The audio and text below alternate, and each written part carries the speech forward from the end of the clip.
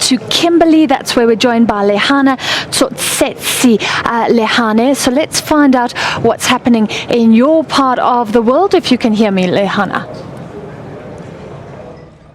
I can hear you very, very, very clear. A very good evening to you.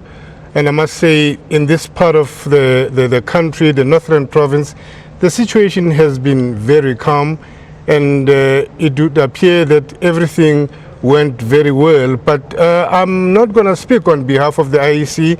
I want them to actually give us the rundown of what happened. And with me is Mr. Elkin Topkin, who's the IEC Operations Manager. Welcome, sir. Thank you. Yes, the Northern Cape has had quite an incident-free 2 days. We had close to 60,000 special votes that we had to process. Of that 60,000, 28,000 were home visit applications. And by 5 o'clock this afternoon, the Independent Electoral Commission in this province managed to process all the applicants. In terms of the special votes that were cast at the voting stations, we're looking at a probable rate of 50%, which is a good indication of what is yet to come, and tomorrow being the big day for us. But in terms of stability, the situation, what was like? The Northern Cape is known as a stable province. In terms of our planning, our execution, it was incident-free, which probably speaks volumes in terms of the logistic machinery of the Commission. We had one or two aspects that we had to address. In the Camus area, we had a tent that had to be replaced. Fortunately, we had a voting station on standby. And then we had one or two incidents where we had to replace staff members as well.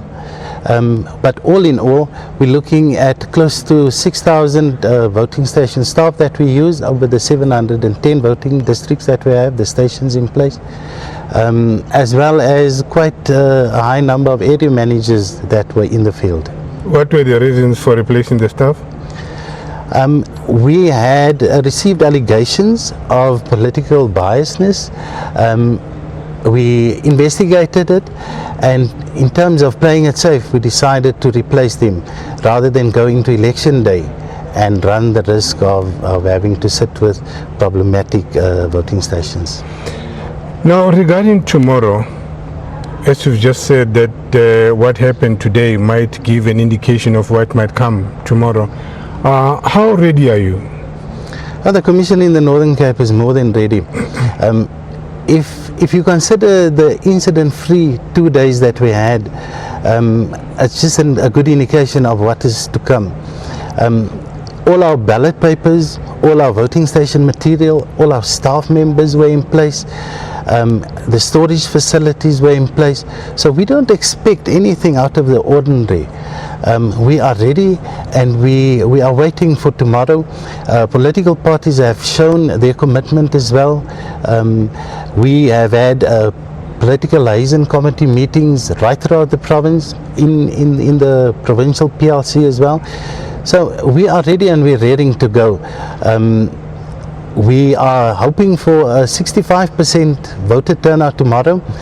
And if we consider in 2011 we had 63.6, we're hoping to better the voter turnout for the previous local government elections. There was an incident of one party official in one of the voting stations who was alleged to have been telling voters for who to vote. How did you handle that case? In our voting stations, we do not tolerate such behavior. What we would normally do is investigate it, if there are grounds for it, and then we would remove party agents or voters or candidates who do that. This one specific incident does not come to mind. I cannot remember it, but our staff have been trained in dealing with matters like this. Yeah, so was this case not brought to your attention? It was probably dealt with at local political liaison committee level. Yeah. Now, in terms of the political parties, except this case that has happened, are they cooperative? Oh yes, I think in the northern, in this province specifically, we have probably the best behavior from political parties. We form a relationship at local level, at provincial level, that is in the interest not just of the communities and the electorate, but all of us in the province. And we can knock on each other's doors at any moment. To give you an indication of what happened today, we asked our political parties an hour before the time to convene a special meeting just to show our readiness for tomorrow. So we get the assistance and the buy-in from definitely all political parties, including our independents. And what's the number that's expected out for tomorrow's vote? Look, our registered population is 621,000, spread out over those 360,000 square kilometers in this province. We expect 65%. In terms of comparing it to 2011, we are ready for 100% turnout. That's what Mr. Topkin says, ready for 100% top out. And that's all from us, and back to you in the studio in Pretoria. Thank you very much to Lehana, and we'll take it from here. We will be returning to Pretoria.